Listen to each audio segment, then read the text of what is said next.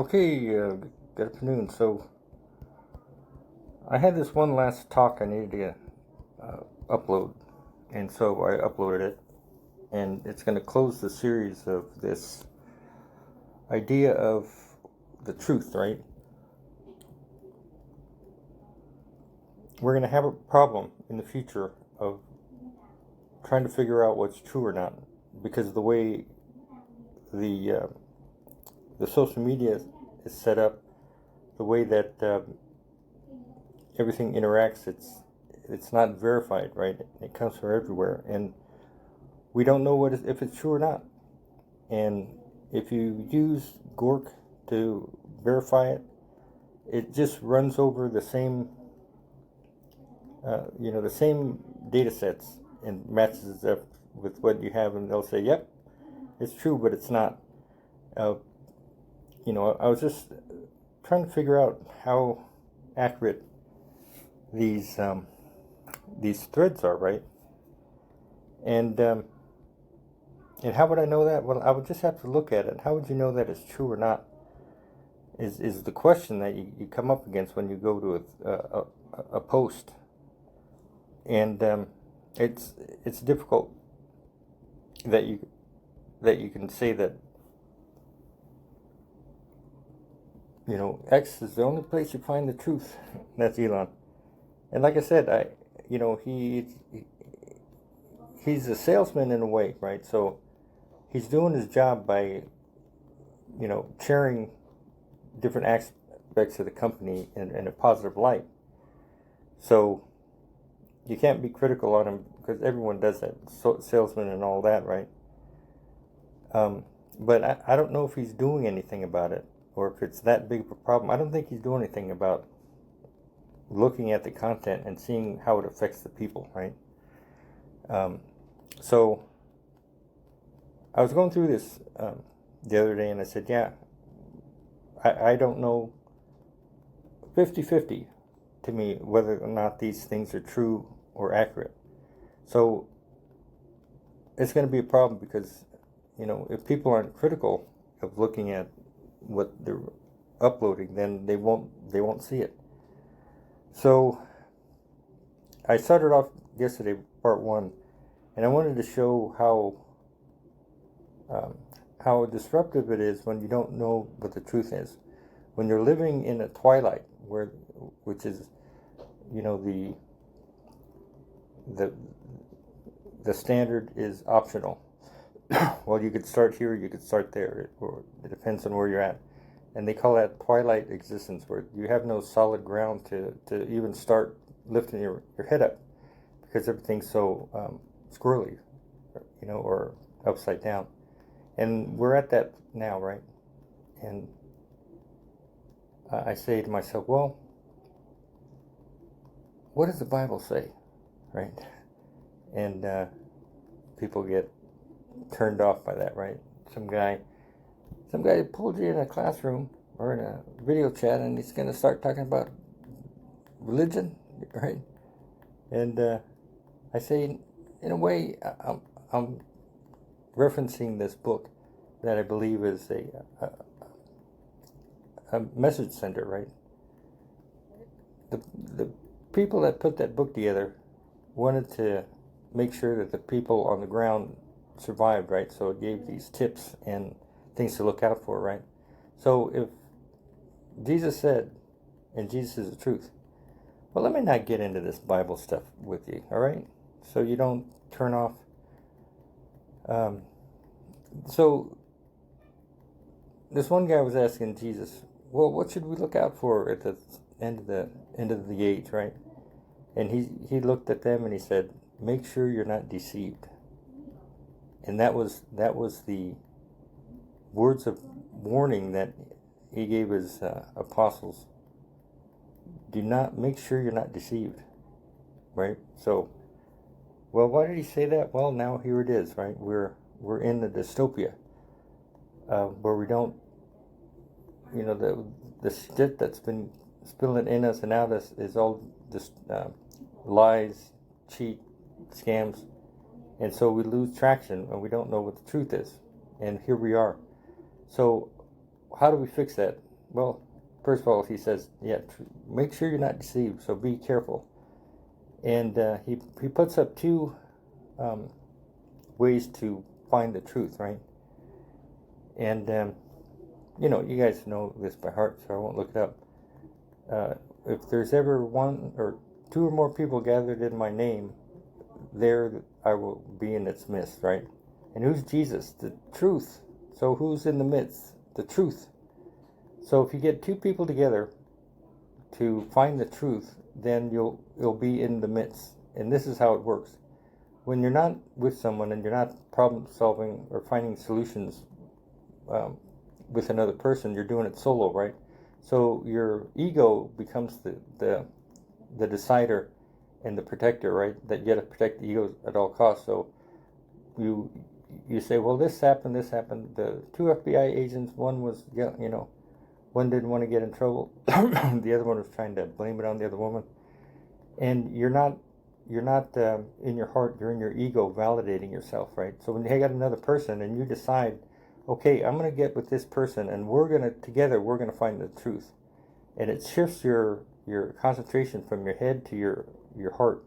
And you start looking in your heart, which is connected to the pineal gland, connected to organic intelligence. And that's how you get into the state that we need to be in to find these solutions.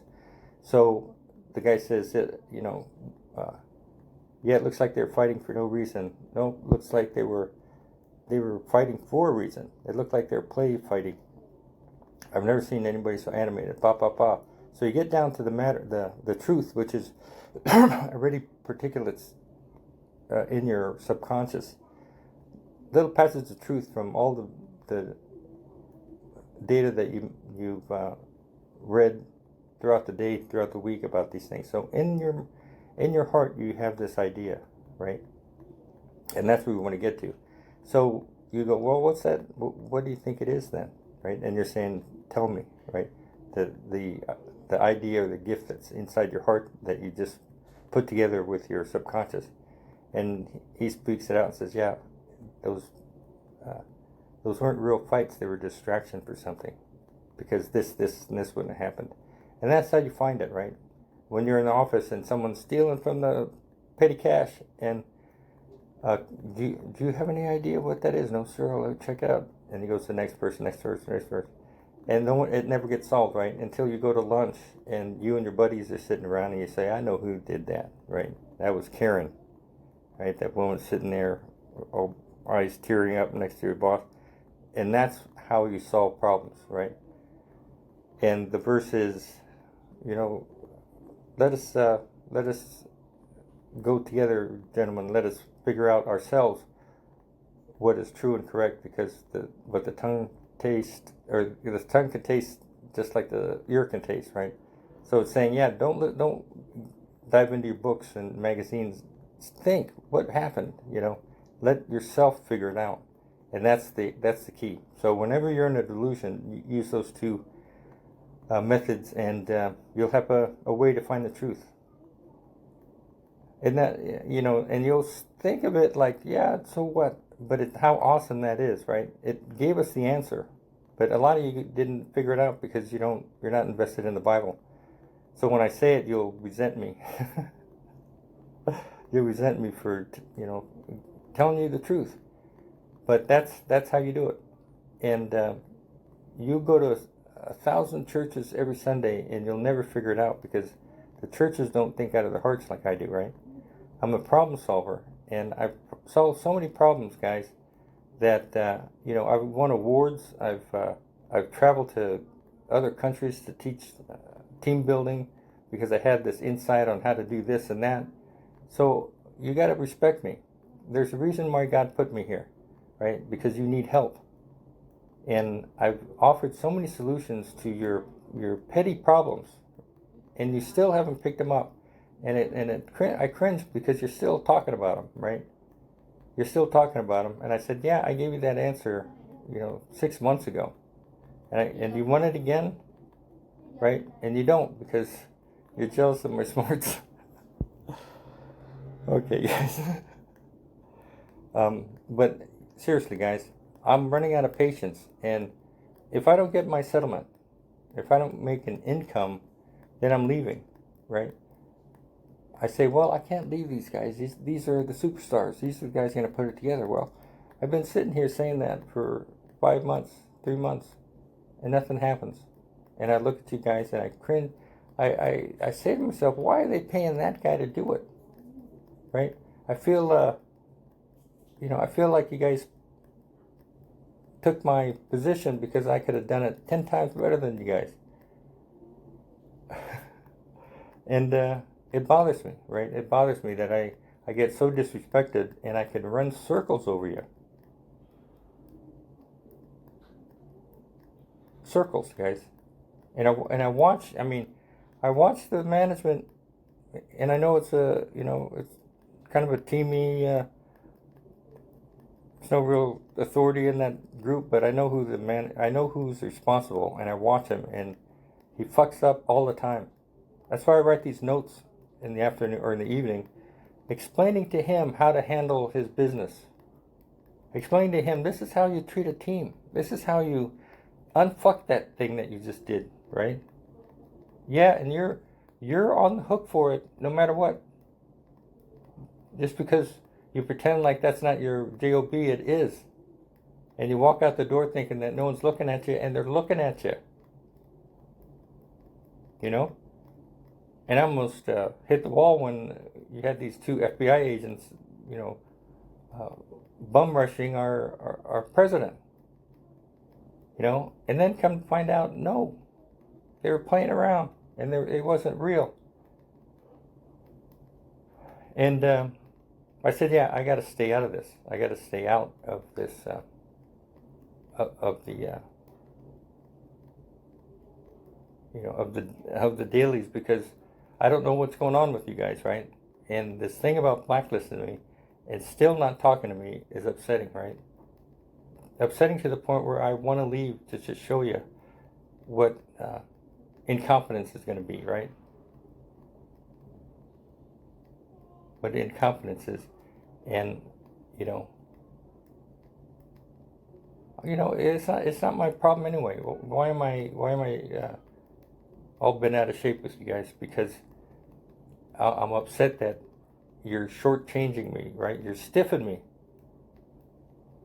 And I'm going to end up providing the solutions to 3 of your problems that the boss wants, and he's not bringing it up because he knows I'm going to bring it to him, and he doesn't want me to bring it to him. He wants you guys to.